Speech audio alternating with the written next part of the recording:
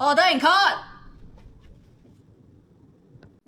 Today we gather to examine a question that has been increasingly relevant in our modern society. Is fandom simply a harmless expression of admiration, or can it cross the line into obsession or even modern-day worship?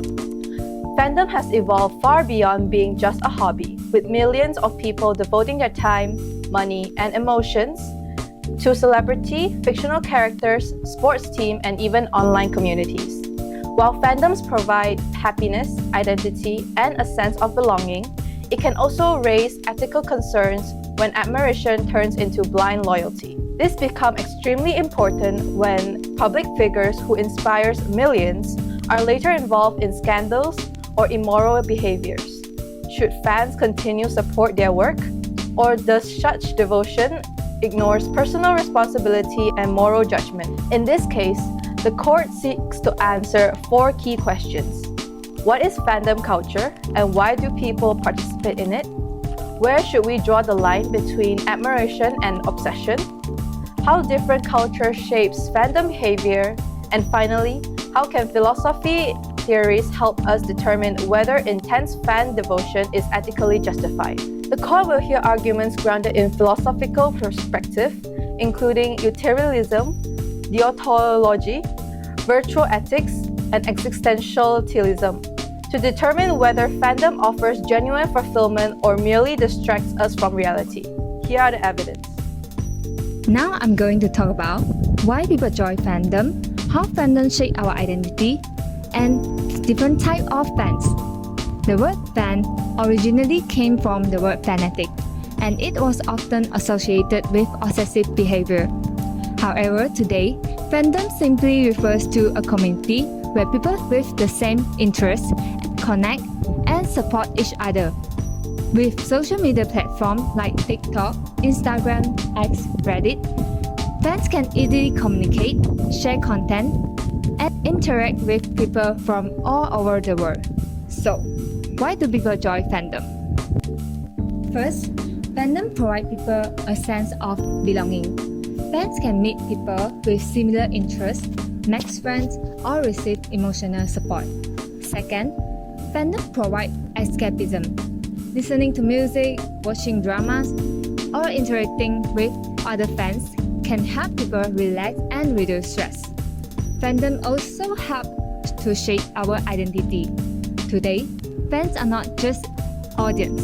They create fan art, make video, join online discussions, and express their creativity. Through these activities, they become part of communities and build strong sense of identity. There are also different types of fans. Normal fans enjoy supporting their favorite celebrities while keeping a balance in their daily life. Fanatics are more emotionally attached, while deviants represent the most extreme types of fandom. Another term is very common online is stan. Don't tell them you see me, ah.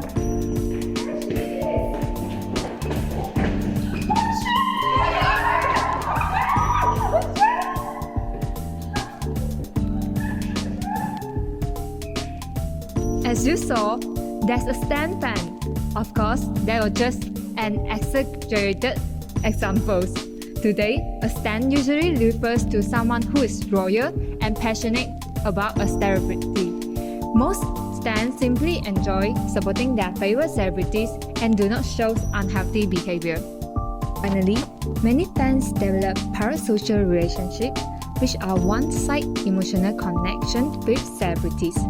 This relationship can make fans feel closer to their favorite celebrities, but it's important to keep a healthy balance between online admirations and real life. In conclusion, fandom is more than just entertainment. It helps people connect with others, express themselves, and build their identity in a positive way. Thank you. Being a fan is actually completely normal. Fandom has become a huge part of modern culture, but have you ever wondered what is the line between healthy admiration and obsession? Well, healthy fandom is actually about appreciation without losing yourself. Fans often enjoy communities where they can meet people with similar interests, make new friends, and feel a sense of belonging. Many fan communities also encourage creativity by producing fan art, videos, or organizing charity projects. During the COVID-19 pandemic, K-pop fandoms even helped some public health messages, showing how fandom can create a positive social impact. Most importantly, health fans understand that their favourite celebrities are still ordinary people. They celebrate their idol achievement while respecting different opinions and maintaining balance between fandom, schoolwork, and personal relationships. However, admiration can become unhealthy when emotional attachment becomes excessive. Some fans begin spending beyond their financial limits, attacking journalists or rival fans online, or even harassing people who criticize their favourite celebrity. Why does this happen? Researchers explain this through parasocial relationship theory, where fans develop a one-sided emotional relationship with a celebrity despite never personally knowing them. This is further strengthened by social identity theory. When being a part of fandom becomes part of a person's identity, criticism towards the idol feels like criticism towards themselves. As a result, some fans defend their idols at all costs, even if it means ignoring evidence, spreading misinformation, or attacking others. At the end of the day, fandom itself is not the problem. Healthy fandoms can inspire creativity, friendship, and personal growth. But on the other hand, when admiration turns into obsession, it can lead to emotional dependencies, online toxicity, and the loss of critical thinking. The key difference is simple. Healthy fans support their idols while maintaining balance. Obsessive fans allow their idols to define who they are. That's where admiration becomes an obsession. Fandom can be seen as an entertainment or even a leisure activity. However, recent research shows that fan behavior is also an social and cultural practice. It is important to note that cultural background does not determine whether fans become more or less extreme, but only shapes how they express their support. First, let's look at the Asian fandom. Especially in the Eastern Asia, they are highly organized and collectivist. Fans usually work together as a community instead of individually. Within fan groups, members are assigned with different responsibilities, such as voting, promoting their idols, or managing discussions online. Those who refuse to participate may even face criticism or even social exclusion. A well-known example is the 2021 Youth is You Season 3 milk dumping incident in China. To vote for their favorite, fans have to purchase bottles of milk and scan a QR code inside the bottle. In order to gain more votes, fan groups bought milk in bulk, but most of the milk was simply poured away without being consumed. After the video gone viral in China, the Chinese government suspended similar talent activities. This behavior can be explained by Bandura's model disengagement theory because fans act as a part of the group. Personal responsibility was diffused into collective responsibility and for a greater result. In the end, a lot of them had temporarily overlooked the ethical issue of food waste in order to support their idols. So let's compare with the Western fandom now. Western fan culture is generally more individualistic. Fans take celebrity only as public figures instead of someone they should support unconditionally. Their loyalty often depends whether celebrity continue to meet their personal values expectations. The Western often take fandom as an extension or symbolization of their own taste. A good example is the controversy involving J.K. Rowling in 2020. After she made comments about the biological sex and transgender issues on social media, many readers and fan communities criticized her and publicly withdrew their support. This reflects the influence of cancel culture, where fans hold celebrities accountable for behavior they consider unethical. However, it is also important to recognize that some reactions become excessive, with certain individuals engaging in online harassment and cyberbullying. With that, I now invite the justifiers to present their arguments before this court. Your Honor, I will be discussing fandom culture from the perspective of utilitarianism. Utilitarianism is a consequentialist ethical theory developed by Jeremy Bentham and further refined by John Stuart Mill. It evaluates whether an action is morally right based on its consequences. Its main principle is the greatest happiness for the greatest number, meaning an action is ethical if it maximizes happiness and minimizes suffering. When applying utilitarianism to fandom culture, the key question is whether fandom creates meaningful and long-term happiness. From a utilitarian perspective, fandom can provide genuine happiness by giving people as a sense of belongings, emotional support, and opportunities for personal growth. Many fans also develop skills such as content creation, graphic design, or event organization through their participation. However, Mill argued that not all happiness is equal. He distinguished between higher pleasure, which promote personal growth and fulfillment, and lower pleasure, which focus on temporary enjoyment. For example, constantly following an idol's updates or relying on their success for happiness may provide only short-term satisfaction. Overall, utilitarianism suggests that fandom is neither completely good nor bad. Its moral value depends on its consequences. When fandom encourages creativity, positive relationships, and personal development, it contributes to greater well-being. However, if it leads to emotional dependence or unnecessary stress, its positive value decreases. Therefore, from a utilitarian perspective, fandom is beneficial when it creates more happiness than suffering and is practiced in a balanced and responsible way. Thank you. Your Honor, from the perspective of virtue ethics, the focus is on the person's character. It's not only about right or wrong actions, but also about what kind of person we want to become. Virtue ethics is also said that repeated actions shape our character over time. So the key question is, what kind of character does fandom develop? First, fandom can build positive traits. One of the main ones is loyalty. Many fans stay loyal to artists for a long time because they feel emotionally connected to their work or personality. For example, Taylor Swift has many loyal fans because her music reflects a real emotions and life experience. Fans can feel understood, so they continue to support her journey. Fandom can also encourage kindness and generosity. Many fans join charity activities inspired by artists.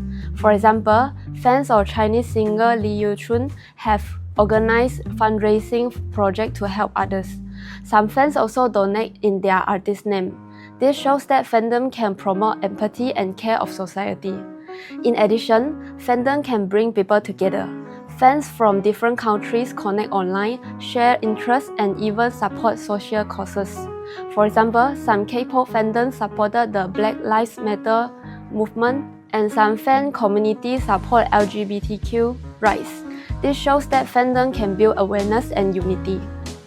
However, fandom also had the dark sides. One issue is obsession. Some fans become too emotionally attracted to artists. They may spend too much time and money or even try to invade their privacy. This can harm both fans and artists. Another problem is fanaticism. Some fans lose control of their emotion, especially in sports or large events. There are cases where fans act aggressively or ignore the rules just to get close to their artists or players. This can harm the personal safety of the artists and damage the image of the fan communities. There is also blind defense. When artists are involved in scandals, some fans still refuse to accept the facts and defend them online. For example, in the case of Chris Wu, even after evidence, some fans still deny the situation. This shows how fandom can affect moral judgment. In conclusion, fandom is not simply good or bad. It depends on how people engage with it. If the fans are rational, fandom can build loyalty, kindness, and social awareness. But if fans lose control, it can lead to the obsession and poor judgment. From the view of virtue ethics, the most important thing is self-control and balance. Only when fans stay rational and fandom can shape good character. Thank you. Your Honor, from the perspective of existentialism, fandom culture is not guilty by itself. Existentialists believe that life has no fixed meaning. According to Jean-Paul Sartre, we create meaning through our own choices, actions, and experiences. When we apply this to fandom culture, it can be something positive. Many people join fandoms because they find a sense of belonging, emotional support, and a community that shares the same interests. Through creating fan art, joining fan communities, and interact with other fans, they also build their identity and discover who they want to become. However, existentialists also remind us to stay authentic. Sartre believed that we should make our own choices instead of letting others to define us. When fans blindly follow their idols, ignore the truth, or attack others just to defend their favorite celebrity, they fall into what Sartre called bad faith. Instead of thinking independently, they allow their identity and decisions to be controlled by their idol or the fandoms. Therefore, existentialists does not say that fandom culture is good or bad. It depends on how we choose to participate. If fandoms help us to grow, find our life meaning, and express our true self, it can be positive. However, when fans stop thinking independently and blindly follow their idols, fandom may become a barrier to personal freedom. Thank you. Your Honor, from a deontological perspective, fandom culture should not be judged only by how happy it makes people. Instead, we must ask, are fans respecting their moral duties? Deontology was created by German philosopher Immanuel Kant and teaches that human beings should never be treated merely as tool or object. We must respect others as people with dignity, rights, personal boundaries. In fandom culture, this means fans still have moral responsibilities even when they are emotionally attached to their idols. Hey, you see, she got new fans already. Oh my gosh! Hey, why got hate comment one? How dare you criticize my idol? You deserve to be attacked. Let's spam their account and expose them. This is where fandom becomes morally wrong. Even if fans believe they are protecting someone they admire, harassment, cyberbullying, and doxing cannot be justified. If every fans behave this way, online communities will become unsafe and chaotic. From a Kantian view, this action fails the test of universal moral duty. Hey, I got your Oni's address Huh? Oni Chan? Oh my god, guys, quick. We need to post it. Everybody must know. This also violates the duty to respect persons. A celebrity may be famous, but they are still a human being with privacy and personal space. When fans feel entitled to every part of a celebrity's life, they begin treating that celebrity as an object for emotional satisfaction rather than as a person with rights. Hey, you see your husband do such thing? No, my husband won't do that. I love him so much. Anyone who criticizes him just hate him. But there's evidence. Shouldn't we look at it fairly? No, I don't care. I will defend them no matter what. Deontology also reminds us that we have a duty to truth and rational judgment. Loyalty does not excuse moral blindness. Fans should not spread misinformation or ignore wrongdoing just to protect their idol. However, this does not mean fandom itself is immoral. Admiration, support, community are not wrong as long as they do not violate moral duties. A fan can love an artist, support their work, and find belonging in a fandom while still respecting truth, privacy, and human dignity. Passion is allowed, but duty must come first. Thank you. Order in court. After hearing both sides, this court finds that fandom culture is not guilty of being completely harmful. Fandoms can bring happiness, friendship, creativity, and a strong sense of belonging. When fans support their idols in a healthy way, fandom becomes a positive part of life. However, this court also finds that fandom becomes dangerous when admiration turns into obsession. When fans attack others, ignore truth, defend wrongdoing, or lose control of their own lives, fandom crosses an ethical line. Therefore, the final judgment is this: fandom is acceptable when it inspires people, builds community, and respects others. But it becomes morally wrong when loyalty turns blind and fans forget their responsibility to think critically. A true fan does not love without reason. A true fan admires with respect, supports with balance, and still know right from wrong. The court concludes that fandoms should be the source of inspiration and not obsession. Case closed.